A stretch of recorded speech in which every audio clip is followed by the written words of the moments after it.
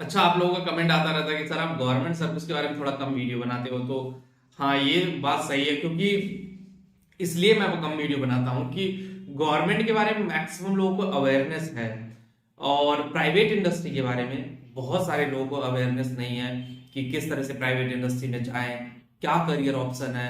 Basically इस type की चीजों के बारे में हम बात करते हैं, और करियर अड्डा चैनल में इस तरह की चीजें आपको फ्री में मिलती है। और करियर कंसल्टिंग अगर आपको चाहिए, डायरेक्टली आपको करियर में कोई प्रॉब्लम है, करियर को किस तरह से आगे लेके जाए, तो करियर अड्डा एजुकेशन .com वेबसाइट पे जाके आप डायरेक्टली मेरे से बात कर सकते हो।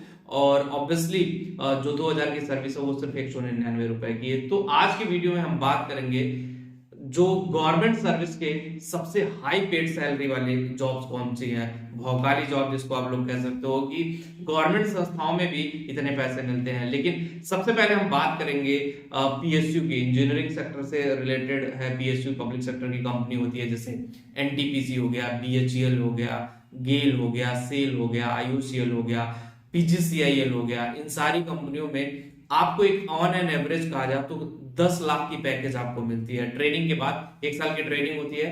ट्रेनिंग के बाद अगर आप इसमें मैक्सिमम कमा सकते हो तो 10 लाख पर एनम की सैलरी आपको यहाँ पे मिलती है, जो कि आप एक एवरेज ले लोगे कि अगर 10 लाख की सैलरी की बात की जाए, अगर एवरेज ले लो आप, तो ऑन एन एवरेज अगर देखा जाए तो इसमें आपको पड़ जाएगा कि वही 80,000 85,000 महीना पड़ जाएगा। 10 लाख की पैकेज में 80-85,000 रुपए महीना आप इजिली कमा सकते हो। गवर्नमेंट सर्विस में 80-85,000 स्टार्टिंग की सैलरी में आपके लिए बहुत बड़ी बात होती है।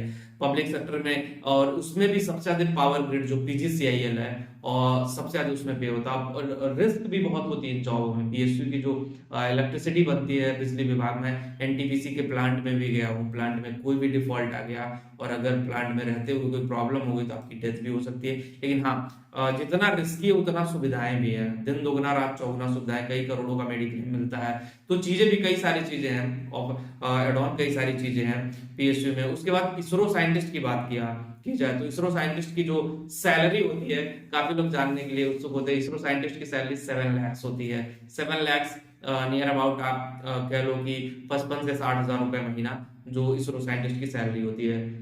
डीआरडीओ साइंटिस्ट की सैलरी की बात कर लिया जाए तो डीआरडीओ साइंटिस्ट की सैलरी 8 लाख होती है। 8 लाख अगर बात कर लिया जाए तो वही आप समझ लो 60,000 रुपए इन हैंड अकाउंट में मिल जाएगा। आरबीआई की जॉब्स की किया जाए, जो बैंकिंग सेक्टर की जॉब होती है या फिर कोई और जॉब होता है, आरबीआई 6 लाख होता है उसकी। ऑब्वियसली जितनी भी सारी चीजें मिला के आईएफएस ऑफिसर्स हैं, जो काफी डिमांडिंग आईएफएस ऑफिसर होते हैं।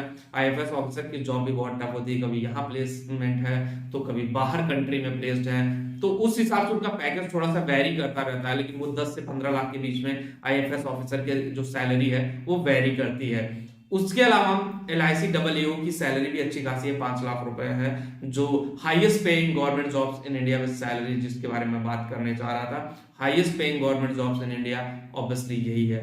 भारत की सबसे ज्यादा सैलरी पाने वाली जॉब यही है।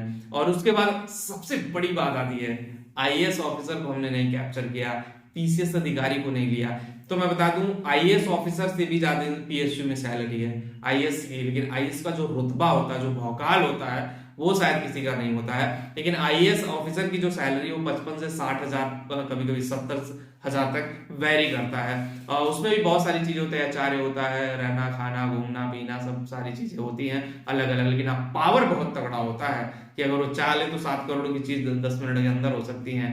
लेकिन हाँ, लीगली अगर देखा जाए तो एक आईएएस की भी पैकेज 7 से 8-9 लाख के बीच में होती है आईएएस ऑफिसर की सैलरी, जिसके लिए लोग काफी परेशान रहते हैं। लेकिन हाँ, पावर इतनी तगड़ी होती है कि वो जब चाहे जिसको चाहे डिस्ट्रिक्ट में हिला सकता है, पीएम तक को हिला सकता है डिस्ट्रिक्ट में। इतनी पावर होती है कि आईएएस ऑफिसर की।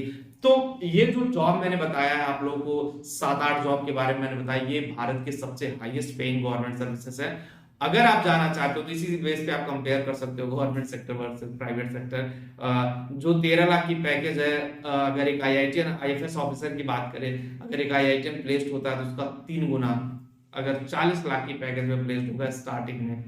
तो इसीलिए कहा जाता है प्राइवेट इंडस्ट्री में पैसे बहुत है, टेंशन भी उतनी ही है। आप ये मत सोचिए टेंशन नहीं, टेंशन भी बहुत है प्राइवेट इंडस्ट्री में, लेकिन पैसे भी उसी तरह से है। तो बस वीडियो में इतना ही। और जो लोग टेलीग्राम पे, वो करियर अड्डा चैनल टेलीग्राम पे डिस्क्रिप्शन में लिंक दे रहा हूँ, कमेंट में पिन कर दे रहा हूँ, वहां पे भी जाके ज्वाइन जरूर करें। और एक चीज मैं बता दूं, जिन लोगों को कंसल्टिंग सर्विसेज चाहिए, आप www.careeraddaeducation.com पे विजिट करें। 2000 की सर्विस 199 रुपए में ऑफर चल रहा है। आप मेरे से डायरेक्टली बात कर सकते हैं, अपने करियर से रिलेटेड कोई भी समस्या हो उसका समाधान ले सकते हो। तो लिंक डिस्क्रिप्शन में है, कमेंट में पिन कर दे रहा हूँ। बस वीडियो में इतना ही। Thank you.